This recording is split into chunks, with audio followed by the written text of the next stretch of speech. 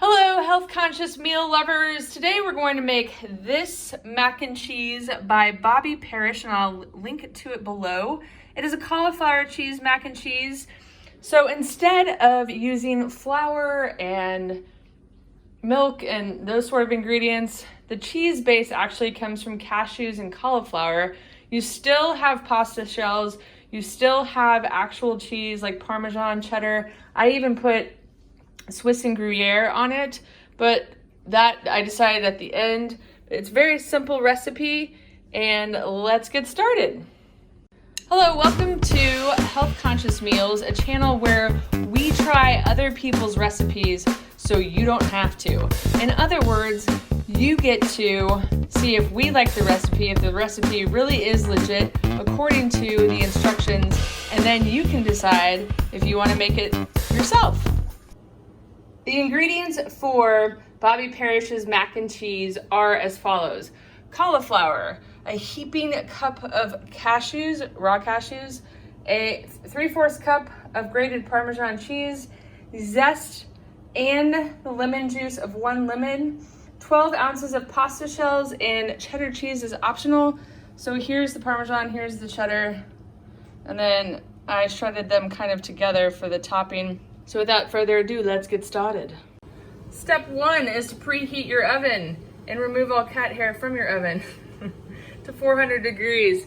Then you also want to bring a pot of boiling water to a boil, and then we're gonna add our cauliflower and cashews. I added the cashews, not thinking that I should have filmed that. And now we're gonna add the cauliflower, and those are going to cook 8 to 10 minutes or until the florets are soft, but not mushy. Once the cauliflower is done cooking, you're gonna reserve 1 cup, that's almost 2 cups in there, but I'm a klutz, so I reserve more than that, of the cooking water from that, and then we're gonna drain these and then add them to a blender. All right, I have them in the Vitamix 5200, and then you're gonna add a 1/2 teaspoon of salt and some pepper. It says fresh cracked pepper, but my pepper mill is almost empty, so we're not gonna use that right now. 2 teaspoons of olive oil, 1/4 cup of the grated Parmesan cheese. So I'm gonna take a little bit of that on top. I actually have been eating a couple of the florets with the Parmesan on top. Delicious. Okay, I think that's about 1/4. The zest of 1 lemon is going to go in there. The rest of that. And then half of the juice of the lemon. So I'm just gonna try to eyeball that. There we go. And then a 1/2 cup of the cooking liquid. And it says to blend it on high. He says you could add another 1/2 cup or so of the liquid. So I did that, and then I mixed it all around. There we go. Now it's blended. Then he says to taste it, which it tastes really good. It doesn't taste like cheese yet to me, but tastes well, really good. I added more Parmesan, more salt, and more lemon juice. And meanwhile, I'm boiling another pot of water to cook the pasta shells that I chose for this recipe.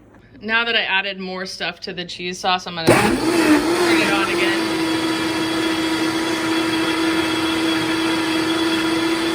It definitely has a lot more lemony taste now, but that's good. It gives it some tang. It's not offensive or bad at this point, so that's good.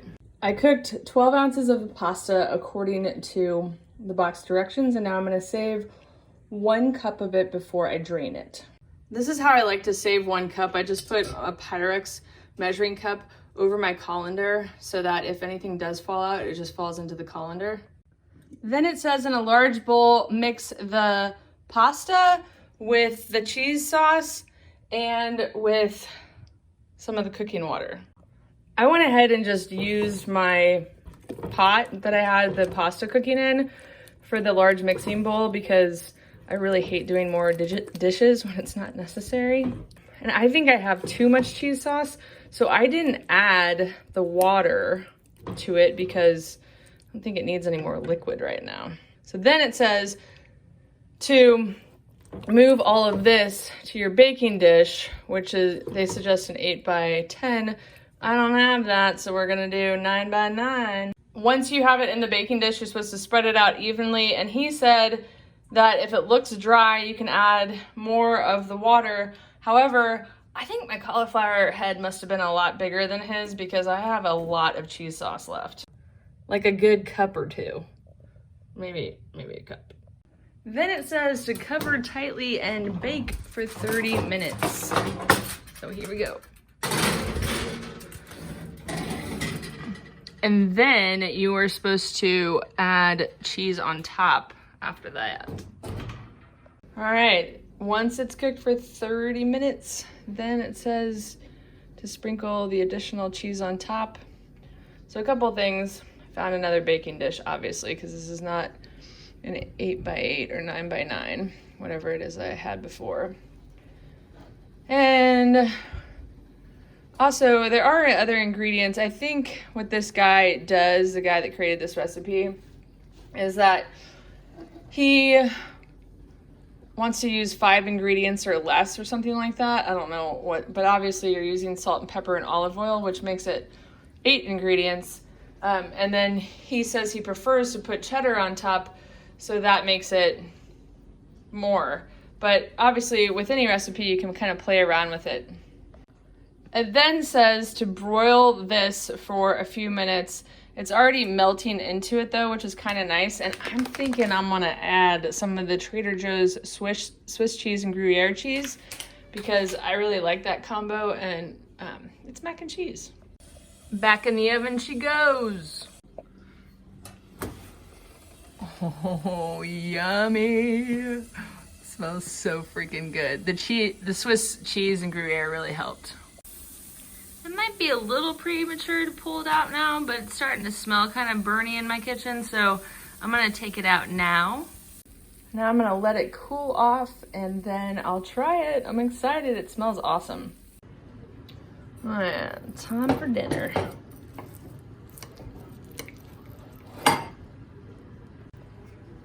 Okay, it's good.